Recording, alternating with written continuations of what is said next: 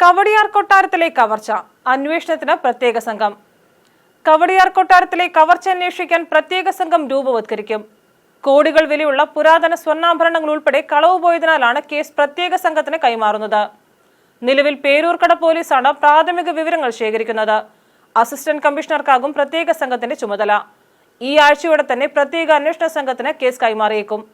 കൊട്ടാരത്തിനുള്ളിൽ നിന്ന് കോടികളുടെ വിലമതിക്കുന്ന ആഭരണങ്ങൾ മോഷണം പോയത് പോലീസിനെയും കുഴയ്ക്കുകയാണ്. CCTVയും സെക്യൂരിറ്റി ജീവനക്കാരുമടക്കം വൻ സുരക്ഷാ വലയമാണ് കൊട്ടാരത്തിനുള്ളത്. രണ്ടാം നിലയിലുള്ള അശ്വതി തിരുനാളിന്റെ കിടപ്പുമുറിയിൽ പ്രവേശിച്ച് ഇരുമ്പലമാരയിലെ ലോക്കറിൽ നിന്ന് ആഭരണങ്ങൾ മോഷ്ടിക്കണമെങ്കിൽ അത് കൊട്ടാരത്തെക്കുറിച്ച് ധാരണയുള്ളവർ തന്നെയാകുമെന്നാണ് പോലീസ് നിഗമനം. 40-ലേറെ ജീവനക്കാർ കൊട്ടാരത്തിലുണ്ട്. ഇവരെയെല്ലാം പോലീസ് ചോദ്യം ചെയ്യും. അതേസമയം ജീവനക്കാരെ തടഞ്ഞുവെക്കുകയോ ഉപദ്രവിക്കുകയോ ചെയ്യരുതെന്ന് പോലീസിനോട് കൊട്ടാരം ആവശ്യപ്പെട്ടിട്ടുണ്ട്. ഈ സമയത്ത് കൊട്ടാരത്തിലെത്തിയ സന്ദർശകരെയും പോലീസ് നിരീക്ഷിക്കും. നിരവധി യൂട്യൂബർമാരടക്കം കൊട്ടാരത്തിൽ ഷൂട്ടിങ്ങിനും മറ്റുമായി ഈ സമയത്തെത്തിയിരുന്നു.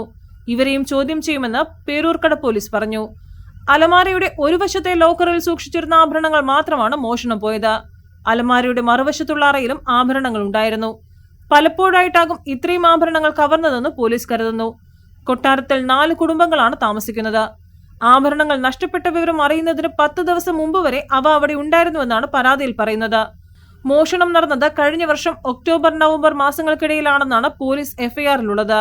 പിച്ചിപ്പൂമൊട്ട് സ്വർണ്ണപാദസരവും നാഗപട കമ്മലും മാലയും അടക്കം 12 ആഭരണങ്ങളാണ് മോഷണം പോയതെന്ന് FIRൽ പറയുന്നത്.